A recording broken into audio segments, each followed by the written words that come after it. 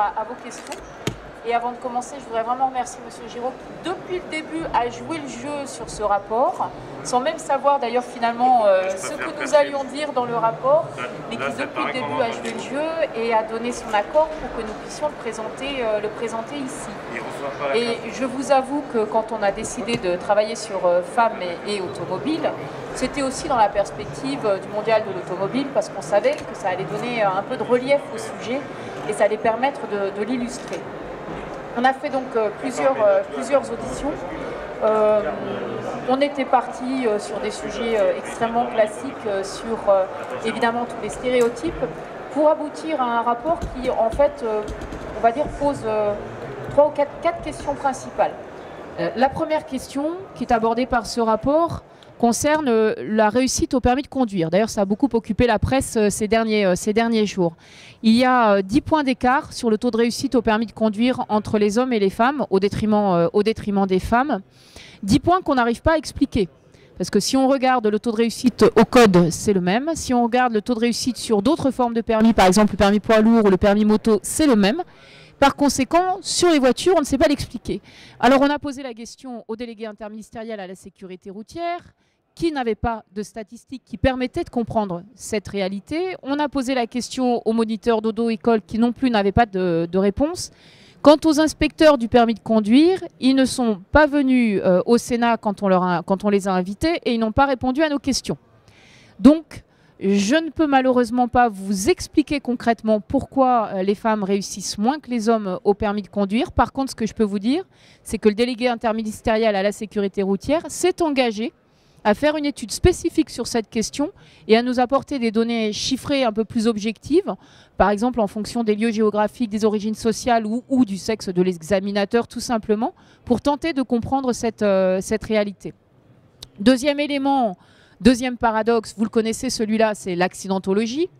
Il y a évidemment un lieu commun qui est femme au volant, mort au tournant, mais qu'en fait on devrait un peu inverser, parce que quand on regarde qui sont les auteurs des accidents mortels, c'est à plus de 70% des hommes. Donc si les femmes ont de la tôle froissée, les accidents les plus dangereux et les accidents les plus mortels sont souvent le fait des hommes, souvent en raison d'ailleurs du non-respect des règles. Donc ça, c'est un préjugé contre lequel nous essayons de lutter. C'est bien difficile parce qu'en parallèle, malheureusement, la Cour de justice européenne ne permet plus d'avoir des tarifs différentiels des assurances qui permettraient de récompenser ces bons comportements. Mais on a invité les campagnes de sécurité routière à mettre en avant cette réalité pour essayer aussi de tordre le cou aux stéréotypes. Le troisième élément auquel on s'est particulièrement intéressé, c'est la féminisation du secteur de l'automobile, parce qu'il y a des carrières extraordinaires dans le secteur de l'automobile. C'est quand même un secteur où quand on sort avec son diplôme en poche, on est à peu près sûr d'avoir du boulot, et surtout aujourd'hui dans des filières très innovantes.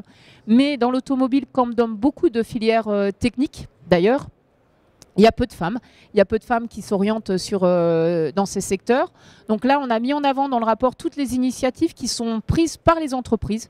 Il y a vraiment un énorme travail qui est fait par les entreprises Renault, PSA, Dacia, Michelin, pour essayer de féminiser leur secteur. Donc on a mis en avant ces initiatives et on a fait pas mal de recommandations, par exemple, pour que les délégations régionales aux droits des femmes communiquent beaucoup plus et orientent beaucoup plus les femmes vers ces secteurs. Et le quatrième élément du rapport, c'est celui qui nous a sans doute le plus frappé, c'est le problème de la précarité des femmes qui n'ont pas accès à l'automobile et qui n'ont pas accès à la mobilité en général. C'est un problème croissant qui n'a finalement d'ailleurs que rarement été abordé, qui va concerner des femmes âgées en milieu rural qui n'ont pas le permis de conduire, d'une part, et puis des femmes plus jeunes qui sont souvent des mères de famille monoparentales, qui vont s'éloigner des centres-villes parce que ça coûte cher de vivre dans le centre-ville et qui vont vivre un petit peu plus loin et qui ont besoin de leur voiture pour aller travailler. Ou alors elles en ont besoin parce que ce sont souvent des femmes, c'est plus souvent des femmes qui occupent des emplois avec des horaires décalés et qu'à ces horaires-là, il n'y a pas de transport en commun. Or, dès qu'elles ont le moindre pépin sur leur voiture, et en général elles achètent des voitures un peu plus anciennes compte tenu du coût, eh bien, elles se trouvent dans des situations impossibles. Et là, on a voulu mettre en avant tout le travail qui est fait par des associations ou même par des fondations d'entreprises pour permettre des réparations moins chères et dire combien il était nécessaire qu'aujourd'hui, les régions, les départements et les communes puissent avoir une cartographie de ces différents garages solidaires, puissent peut-être les labelliser, en tout cas leur donner aussi un peu de visibilité sur leur financement, parce que ça devient un énorme sujet de précarité qui jusqu'à présent était un peu passé sous le radar. Voilà brièvement résumé le contenu du rapport. Il y a 13 recommandations qui ont été faites. J'en ai fait une spéciale pour vous parce que je me suis dit, si je ne lui fais pas une recommandation, il va m'en vouloir. Donc, on a recommandé effectivement la parité des hôtes et des hôtesses et vous vous êtes exécutés. Mais vous m'avez effectivement bien dit qu'aujourd'hui, de toute façon, les hôtesses dans les salons étaient des expertes, c'était des techniciennes et elles étaient là surtout pour renseigner sur les données techniques des différents véhicules. Donc, j'aurais bien d'autres choses à vous dire, mais je vous propose peut-être de répondre à vos questions. Je suis accompagnée de Françoise Laborde, qui est sénatrice, qui est une fidèle de la délégation, très engagée sur tous ces sujets-là, avec qui on a beaucoup travaillé à la délégation. Vous voulez peut-être dire un mot, ou l'un ou l'autre, ce serait peut-être bien. Toi, tu connais bien ces sujets-là. Alors, je crois que la présidente, donc Chantal Joanneau, a très bien expliqué le contenu de ce rapport, mais je crois qu'il est important de dire que sur n'importe quel sujet, ce qui nous intéresse, c'est évidemment les stéréotypes pour battre un peu tout cela, faire battre tout cela en retraite, et ensuite tout ce qui touche à la précarité, puisque l'égalité homme-femme, dans beaucoup de cas, on se rend compte que ce n'est pas la même chose, et au nom de la précarité, c'était important de faire ce rapport. Et puis il y a toute la professionnalisation et le côté aussi, parce qu'on s'est fait plaisir à rencontrer les pilotes, et donc c'était vraiment des moments de convivialité, sympathiques, mais avec un sujet qui aurait pu paraître un peu léger et qui finalement était très profond et nous a beaucoup intéressés. Oui, merci. En tant que commissaire général du Mondial, effectivement, je me réjouis que vous ayez accepté de présenter votre rapport aujourd'hui au Mondial, puisque c'est un sujet primordial, les femmes et l'automobile. J'espère que nous aurons de nombreuses visiteuses incitant leur mari à acheter des voitures, des belles voitures, ou les achetant elles-mêmes. Le principal, c'est qu'elles soient achetées. Ce que je voudrais excuser, c'est l'absence de deux filles remarquables qui avaient été auditionnées par Madame Joanneau au Sénat et qui figurent dans le rapport. C'est mademoiselle Mélanie Astolz, qui est la seule femme pilote de voltige aérienne dans l'équipe Red Bull et qui est passionnée de voitures, mais elle vole aujourd'hui à Miami, donc elle ne pouvait pas être là. Et Inès Tétinger, qui est la jeune fille qui a piloté cette année aux 24 heures du Mans, qui est la seule femme aujourd'hui en endurance dans cette course et qui fait le Tour de Corse.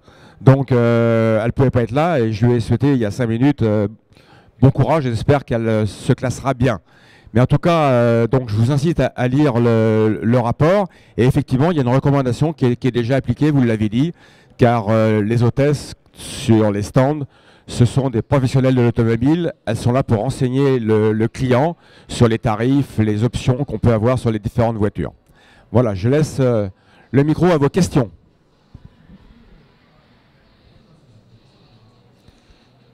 C'est toujours la première qui est difficile, donc on passe à la deuxième. Bonjour à tous, Eric Boulière, Autoplus. Madame Joanneau, bonjour. Je suis très heureux de voir ce débat posé aujourd'hui. Hélas, je m'étonne quand même du fond. Je trouve que c'est un très vieux débat, la femme et l'automobile. Il me semble que les choses ont quand même beaucoup évolué depuis. Il ressort de ce que vous m'avez dit que M. Barbe, délégué interministériel à la sécurité, n'a pas la réponse à vos questions. Et plus que le souci des femmes, c'est la sécurité routière qui est un petit peu posée dans votre débat. On peut s'en inquiéter que ces réponses ne soient pas là. Alors, pour la cause des femmes, bravo. Pour la sécurité routière, je pense que 60% des hommes qui vont tuer, je ne sais pas quel pourcentage de femmes, c'est aussi terrible. C'est-à-dire qu'il faut-il réellement s'attaquer au débat les femmes contre les hommes dans l'auto, ou comment peut-on faire de la sécurité routière en voiture? Et ce débat, c'est la formation. J'imagine, dans vos recherches, vous avez dû vous apercevoir que la formation aujourd'hui, c'est la chute libre, pour les hommes comme pour les femmes. Je souhaite que vous fassiez quelque chose pour tous, pour nous aussi.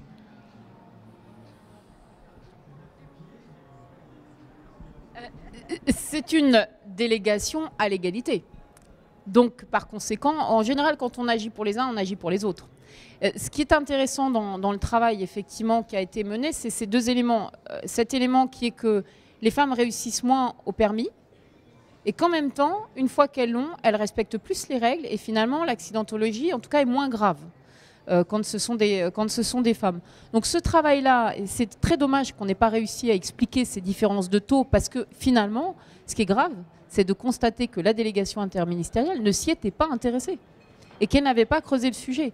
Donc c'est un peu la limite du rapport, mais ce n'est pas notre fait, c'est qu'il y a des éléments sur lesquels on ne peut pas apporter de réponse, faute d'avoir des chiffres. Après, sinon, on va tomber dans des lieux communs, on va tomber dans des explications qui n'ont pas d'intérêt. Nous, ce qu'on a toujours dans nos rapports, ce sont des chiffres pour étayer nos propositions et nos positions. Donc vous avez raison, c'est un sujet ancien, hein, c'est un sujet très ancien, et c'est frappant de constater que finalement, même s'il est ancien, il n'a pas été creusé. Et donc, s'il avait été creusé, on aurait des réponses, et d'une part pour comprendre cette différentielle de réussite, et d'autre part pour comprendre ce différentiel d'accidentologie. Puisque les deux, finalement, peuvent être corrélés, mais là, je ne peux pas apporter de réponse à votre question. Donc, on se reverra, pas au prochain mondial, il faudrait le faire avant, ce serait mieux. On se reverra sans doute pour la suite, puisque le délégué interministériel s'est engagé à effectuer cette enquête. Alors, comme je le reçois la semaine prochaine au mondial, je ne manquerai pas de lui poser la question. Je ne sais pas encore. Si, je le sais, mais bon, je ne veux pas le mettre en péril.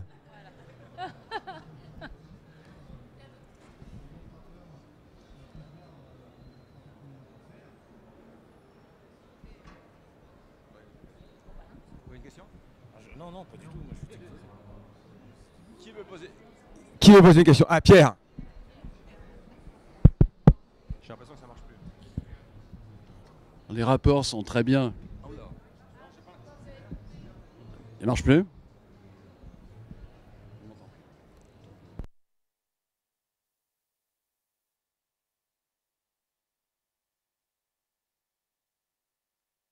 Un, deux. C'est bon. Alors, les rapports parlementaires, c'est très bien. Ce qui est intéressant, c'est ce qui va se passer après. Et qu'est-ce que vous comptez faire pour pousser les gens à la vertu? Parce que les hommes conduisent peut-être mieux que les femmes. Admettons. Non, mais admettons. Simplement, les chiffres de l'accidentologie disent clairement que les femmes se conduisent mieux. Très certainement. Je pense qu'au niveau du comportement. Alors peut-être que le problème sera réglé avant que la énième commission parlementaire finisse par trouver l'alpha et l'oméga avec les véhicules autonomes. Quand il n'y aura plus de permis, il n'y aura plus de raison de s'étonner des disparités. Donc singulièrement, la question, vraiment, je reviens, la question première, est-ce que vous comptez poursuivre et interpeller et demander peut-être quelque chose de plus roboratif pour les journalistes? Roboratif ? Non, les rapports parlementaires ne sont jamais roboratifs. Là, il y a 13 recommandations. Le principe dans un rapport comme celui-ci, c'est qu'on transmet toujours au gouvernement les différentes demandes. Donc on interpelle le gouvernement, on a interpellé, comme je vous le disais, la délégation interministérielle. Et celui-ci aussi, il a vocation à être transmis aux régions, aux départements et aux communes. Parce que les régions sont responsables dans le domaine des transports, les départements pour l'action sociale et les communes aussi pour la partie action sociale, sur la partie précarité. Donc ce type de rapport, alors je vais être honnête, hein, quand on a 13 recommandations, en général on est contente quand il y en a, ou content quand il y en a une ou deux qui sont effectivement reprises. Mais ça sert toujours de base ensuite pour des interpellations. C'est pour ça qu'en fait les relais médiatiques, quand on fait ce type de propositions, sont extrêmement importants parce que ça a énormément de poids pour inciter les pouvoirs publics dans leur ensemble, que ce soit le gouvernement, les collectivités ou autres, à agir. Mais globalement, on est plutôt contente en général. Il y a des suites qui sont données à ce type de travaux. Après, il y aura la suite, je vous le dis. Je pense qu'on aura vocation à continuer à travailler dès lors qu'on aura des données un peu plus solides sur la partie permis de conduire avec la délégation interministérielle. Et je pense que l'interpellation qui lui a été faite et qui va être faite la semaine prochaine, je n'en doute pas, permettra aussi, l'incitera à réagir.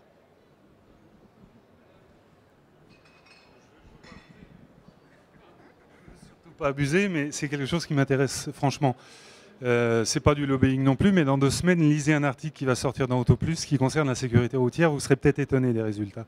Et je pense que le souci actuel, c'est de faire de la sécurité routière. J'y reviens, j'étais en train de chercher vos 13 propositions. Excusez-moi, je ne les ai pas toutes lues. Je viens de les trouver à l'instant. La sécurité routière, Mme Joanneau, aujourd'hui, est particulièrement mal traitée. Alors, encore une fois, bravo pour votre combat sur les femmes. Il y a des choses à faire, à dire.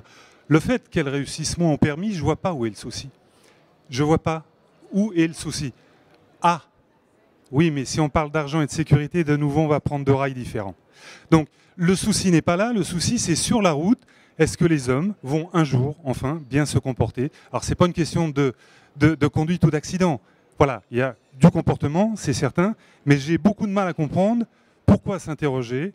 À ce fait, les femmes réussissent moins bien au permis, soit ou mieux, soit il y a sûrement des raisons. Si on les cherche, on les trouve. Je pense qu'effectivement, cette affaire d'hommes et de femmes à la conduite a une incidence forcée. Mais, quand même, je vais vous suivre, Madame Joanneau. On se reverra et on parlera de sécurité routière et de formation de femmes et d'hommes. Moi, j'ai la chance de bien connaître la sécurité routière, puisque j'étais au cabinet du ministre de l'Intérieur en 2003, au moment où on a mis en place tous les radars automatiques. Donc j'ai beaucoup suivi cette question. Je sais que les radars automatiques ici, ça ne plaît pas nécessairement beaucoup, mais bon, ce n'est pas un sujet toujours très facile. Mais toujours est-il qu'effectivement, la question est de savoir... Alors, le permis de conduire, c'est quand même un problème pour les femmes, en général, parce que ça a un coût. Et ça a un coût qui peut être considérable, qui peut aller de 1 300 à 3 000 euros. Et si ce taux d'échec est lié à des préjugés sur la conduite des femmes, le surcoût semble difficilement justifiable. Deuxième élément, effectivement, les femmes se comportent mieux. Il n'y a pas de raison... Enfin, nous, on est contre cette vision différentialiste. Donc, il n'y a pas de raison que les hommes ne se comportent pas bien, dans le fond. Il n'y a pas de raison. Donc, quand on aura ce premier facteur d'explication, on pourra aller plus loin sur la sécurité routière. Donc, on se reverra. Ça, je n'en doute pas, parce que je ne suis pas convaincue que l'arme toujours répressive soit la meilleure. L'arme toujours répressive, elle a effectivement ses limites. Donc, si on peut creuser cette voie-là, ce sera une excellente chose aussi pour donner peut-être une nouvelle impulsion à la sécurité routière, à la formation, pour apprendre à faire beaucoup plus que maîtriser un véhicule, mais avoir conscience effectivement du risque et anticiper les comportements.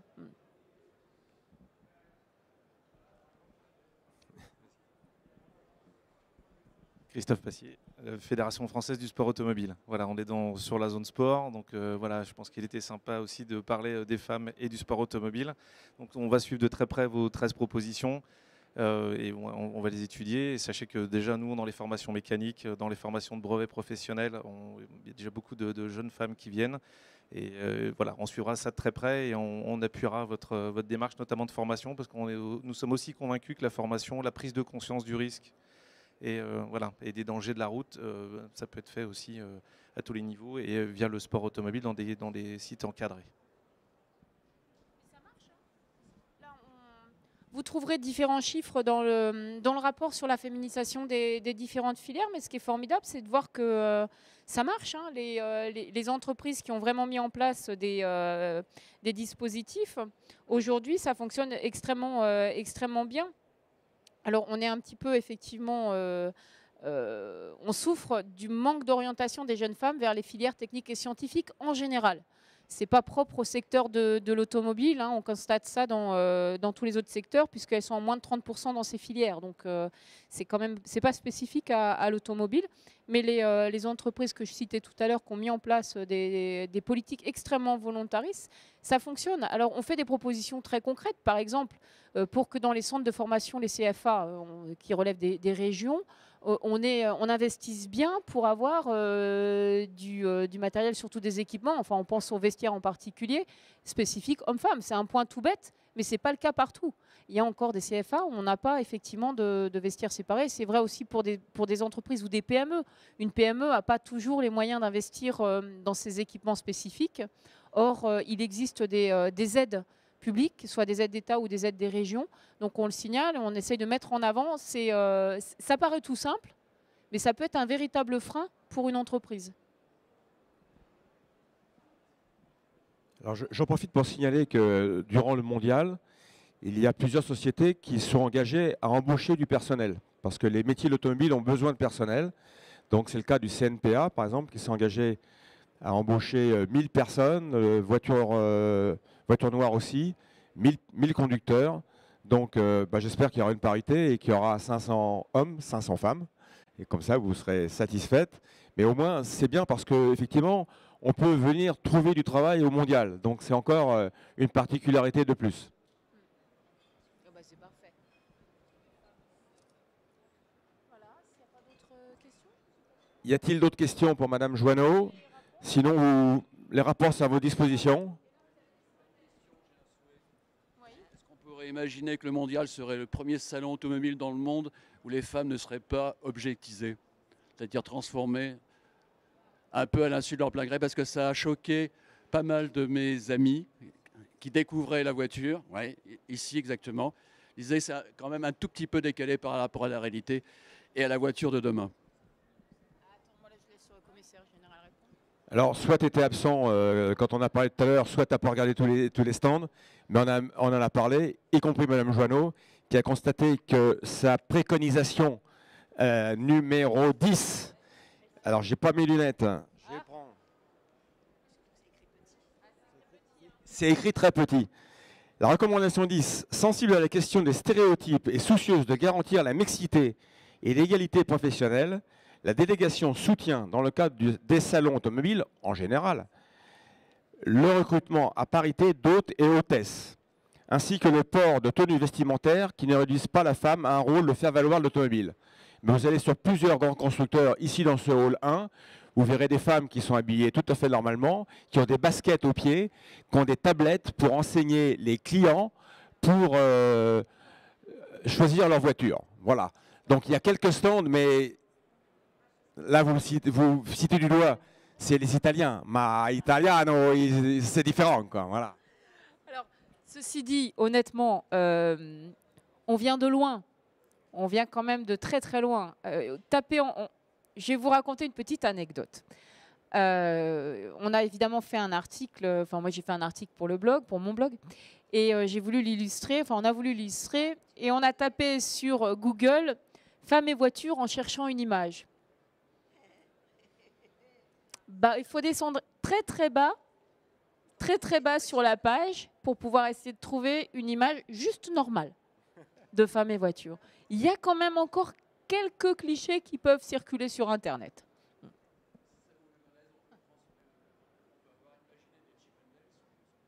Oui, bien sûr. Ouais, bon.